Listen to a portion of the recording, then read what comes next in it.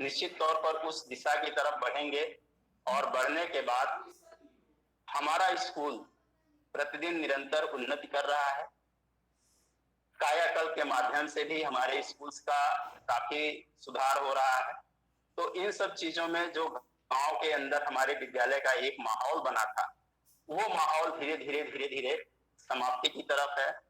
जो क्लासरूम्स की व्यवस्था डीजी सर ने देखी है कि हमारे क्लासरूम्स कैसे हों, वास्तव में अद्भुत होगा वो दिन जब हमारे क्लासरूम इस तरह सज जाएंगे। तो निश्चित तौर पर जब उस तरह के, और ऐसे क्लासरूम्स कई स्कूलों में थे भी, ऐसा नहीं है कि वो नहीं था, लेकिन उस तरह के क्लासरूम्स का अचीवमेंट भी बहुत अच्छा था। मैं लार में था तो वहाँ कई स्कूल आप खुद जानते हैं। खुर्शीद जी का मैं जब निकल रहा था, अभी देवरिया से 1 साल रह गया था अभी ट्रांसफर के पहले, तो खुर्शीद जी के स्कूल्स को भी मैंने देखा था। तो इस तरह से मैंने वहाँ भी भटनी में भी, और भटनी में भी मैं 1-1.5 महीने लगभग चार्ज में रहा, तो वहाँ की पूरी बारी और कुछ स्कूल्स को देखा था, याद नहीं उस स्कूल का नाम। एक स्कूल और बहुत अच्छा था, और घाट पार के स्कूल, देवरिया सदर के स्कूल, मतलब बहुत अच्छे अच्छे स्कूल, भलुवनी में बहुत अच्छे स्कूल थे जिनके क्लासरूम बहुत अच्छे सजे हुए थे और वहाँ पठन पाठन बहुत अच्छे। तो क्लासरूम्स की परिकल्पना निश्चित तौर पर आप लोगों की ही देन है। आप में से ही कोई वहां गया है और उन लोगों ने बताया कि ऐसे क्लासरूम्स होने चाहिए, इस तरह का हम कार्य कर रहे हैं। जैसे अल्पा निगम जी का अक्सर नाम आता है, तो बहुत से लोगों ने जो आपके बीच के अध्यापक थे वो लोग वहां गए और उन्होंने बताया कि हमने ये कार्य किया है, जिसके चलते हमारा अचीवमेंट बेटर है। और उन सब को सम्मिलित करते हुए कैसे हम बेहतर क्लासरूम बना सकते हैं, कैसे हम विद्यालय के लिए लक्ष्य क्या निर्धारित करें, हर एक चीज पे इस समय हमारे पास फोकस्ड वे में कार्य है। तो अब हमें क्या करना है? पहली चीज तो ये हो गई कि अब हमारे लिए लक्ष्य निर्धारित हो गया। जो करना है उसके लिए भी हमारे पास 3 पुस्तकें आ चुकी हैं। तो इन सब को पढ़ते हुए, जैसे आधारशिला, बुनियाद आधारशिला है, ध्यानाकर्षण है और शिक्षण संग्रह है। तो हम लोग जब लेसन प्लान बनाते हैं, ये लेसन प्लान केवल ट्रेनिंग स्कूल तक सीमित थे। बहुत से कम लोग स्कूलों में पढ़ाने के लिए लेसन प्लान बनाते थे। शिक्षक डायरी की भी व्यवस्था थी, लेकिन धीरे धीरे हम लोगों की रुचियां कम हो गई, अध्यापक वर्ग और हम लोग दोनों लोगों की। ना हम लोग पूछते थे और ना अध्यापक वर्ग की तरफ से कभी दिखाने का प्रयास होता था। तो ये सारी चीजें जो पुरानी चीजें थी, जैसा कि अभी आशुतोष सर भी कह रहे थे कि पुरानी व्यवस्थाएं, कहीं ऐसा तो नहीं है कि इनोवेशन के नाम पे वही चीजें पुनः आ रही हैं। तो ये निश्चित तौर पर वो सारी चीजें ही हैं जो पहले थी, और वो चीजें या तो अच्छे स्वरूप में कह लीजिए या उसी स्वरूप में पुनः स्थापित हो रही हैं। और जो पहले हमारे विद्यालयों का नाम होता था, केवल प्राइवेट स्कूल्स नहीं उस समय थे, केवल हमारे सरकारी स्कूल्स के ही दम पे, चाहे जितने भी अधिकारी आजकल के हैं उसमें से मैक्सिमम अधिकारी वर्ग प्राथमिक विद्यालयों से पढ़ा हुआ था। और आज भी हमारे वहां जो बलिया में डीएम सर हैं, ये मीटिंग्स में अक्सर कहते हैं कि यहाँ जितने बैठे अधिकारी हैं, ये सब में से कितने ऐसे हैं जो प्राथमिक से पढ़े। मोर देन 80% अधिकारी प्राथमिक विद्यालयों से ही हैं। उस मीटिंग्स में जितने हाथ उठते हैं 80% से अधिक होते हैं। तो प्राथमिक शिक्षा हमारी पहले से भी बहुत अच्छी रही है। जो बीच में थोड़ा सा हरासमेंट था, वो हमारे विद्यालयों में अध्यापकों की कमी और भी बहुत सी चीजें ऐसी आई जिसकी वजह से कुछ कमियां हुई। लेकिन आज पुनः हम लोग एक फोकस्ड वे में काम कर रहे हैं, एक सही दिशा में रफ्तार पकड़ रहे हैं। और ये जो बदलते परिवेश में, जो कोरोना काल में जो एक हम लोगों का नया माध्यम मिला है, जिससे हमें बच्चों को जोड़ना है, ऑनलाइन क्लासेज, ई पाठशाला, दूरदर्शन के माध्यम से पढ़ाना, इन सब को हमें चुनौती के रूप में लेना होगा। क्योंकि इन बच्चों के पास न तो मोबाइल है फील्ड में जो हम लोग अनुभव करते हैं, न ही उनके पास इस तरह उनके गार्जियन ऐसे हैं कि उनको चला करके, या उतने पैसे हैं कि उनके मोबाइल में रिचार्ज कर सकें इस तरह का कि उनके वहां हो सके। लेकिन फिर भी कंटेंट जो अभी कंटेंट हमें उन तक पहुंचाना है, जो अभी डीजी सर ने पिछली बार मीटिंग लिया था, तो उन्होंने कहा था कि कैसे हम इसको कर सकते हैं।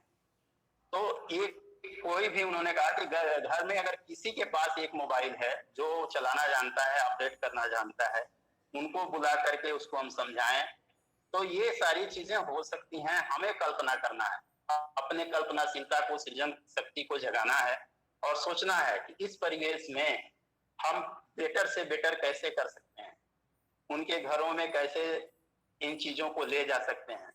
हमने अपने वहां एक शुरुआत किया था कि जो ये प्राधिकार पत्र बंट रहा है, इस प्राधिकार पत्र के माध्यम से हम गार्जियन को बुलवाएं, उन्हें मोटिवेट करें, जिन स्कूलों में कायाकल्प के माध्यम से अच्छा हो चुका है उन्हें दिखाएं, बताएं कि देखिए आपके बच्चे के लिए ही ये सारी चीजें गवर्नमेंट कर रही है। और कोई भी गार्जियन अपने बच्चे को उतना ही प्यार करता है, चाहे वो छोटे गरीब वर्ग का हो या धनी वर्ग का हो, प्यार में कहीं कोई कमी नहीं होती। तो यदि उनके बच्चे को भी सपना दिखाया जाए, हम लोगों ने कोशिश किया कि सपना दिखाएं कि देखिए आपका बच्चा भी, आपके लिए हम लोग इतना कर रहे हैं, सरकार इतना कर रही है, थोड़ा सा प्रयास अगर आप कर लेंगे तो ये चीजें संभव हैं। उनके मन में एक था कि ये बहुत महंगे मोबाइल्स होते हैं, तो बताना पड़ा कि देखिए ये सारी चीजें 4000 में भी उपलब्ध हैं, 10,000 12,000 के सेट लेने की कोई जरूरत नहीं है। आप 2-2,500 तक का, 1,500 तक का तो सेट दे ही रहे हैं, कुछ और प्रयास कर लें। यही जो हम लोग प्राधिकार पत्र के माध्यम से जो पैसा आपको भेजेंगे, अगर आप किसी से उधार लेके पहले खरीद लें और बाद में इन पैसा जैसे ही हम भेज रहे हैं, अभी हम पैसा हम लोग नहीं भेजे थे तो उस समय ये काम कर रहे थे कि इस पैसे को आप उनको दे दें। तो इस तरह से कुछ लोग मोटिवेट हुए, कई जगह गार्जियंस ने मोबाइल खरीदा।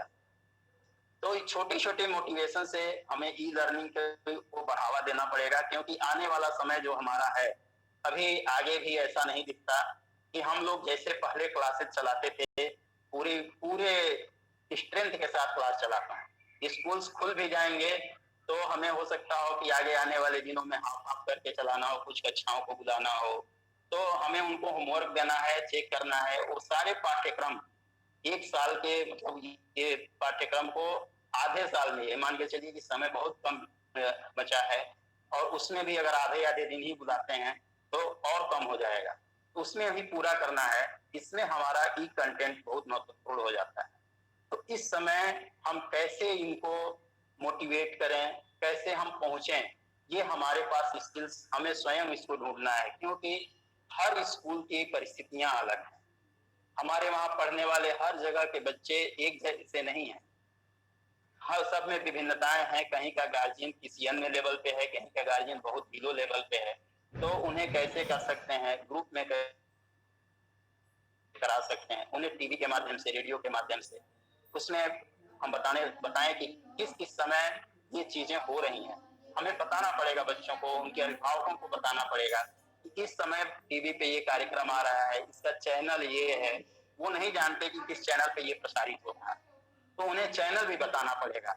रीड अलोंग ऐप के बारे में बताना होगा कि हमें ये सारी चीजें हमारे मोबाइल में उपलब्ध है। दीक्षा, मैं खुद भी, मेरा भी बच्चा 5 साल का है और इस समय स्कूल नहीं जा पा रहा है। यहाँ एडमिशन कराया भी था लेकिन इस समय नहीं जा पा। तो मैं खुद अपने मोबाइल में दीक्षा का करके और उससे मैंने उसको पढ़ना, रीड अलोंग ऐप से पढ़ना भी देता हूँ कि तुम पढ़ो बेटा। वो जो बोलता है उसी को फिर से वो बोलने के लिए कहता है दोबारा से। तो इस तरह से हम लोगों ने, हमने खुद भी अपने बच्चे के साथ ऐसा किया है। और आप सबसे मेरा ये अनुरोध है कि आप लोग भी इसका पालन करिए, और निश्चित तौर पर आप सब कर भी रहे होंगे। तो इन सब के साथ जरूरी ये है कि हम अपने बच्चों को इन सब से जोड़ें, और जोड़ने के बाद ये कोशिश करें कि हमारे बच्चे इन सभी जो उपयोगी चीजें हैं, ई कंटेंट है, आज के परिवेश में इसका उपयोग कर सकें। आप सबके साथ मैं जुड़ा, मुझे बहुत अच्छा लगा। अभी थोड़ा सा व्यस्तता है तो इसलिए मैं बहुत ज्यादा समय अभी फिर नहीं दे पा रहा हूँ। थोड़ी देर बाद मैं कोशिश करूंगा कि जुड़ूंगा। तो आप सबको बहुत बहुत धन्यवाद, आपने मुझे समय दिया। सबको एक बार पुनः प्रणाम। बहुत बहुत आभार सर आपका, प्रेरणादायी जानकारी आपके से प्राप्त हुई और हम आशान्वित हैं कि आगामी वेबिनार में ही हम आपसे जुड़े और आपको जोड़ने का प्रयास करें। आपका बहुमूल्य समय हमें प्राप्त हो, इसका प्रयास हमारे स्तर से निरंतर किया जाएगा। वार्ताओं की कड़ी में अब तक आपने हमारे दो मुख्य वार्ताकार जो थे आदरणीय आनंद अवस्थी सर और प्रभात श्रीवास्तव सर को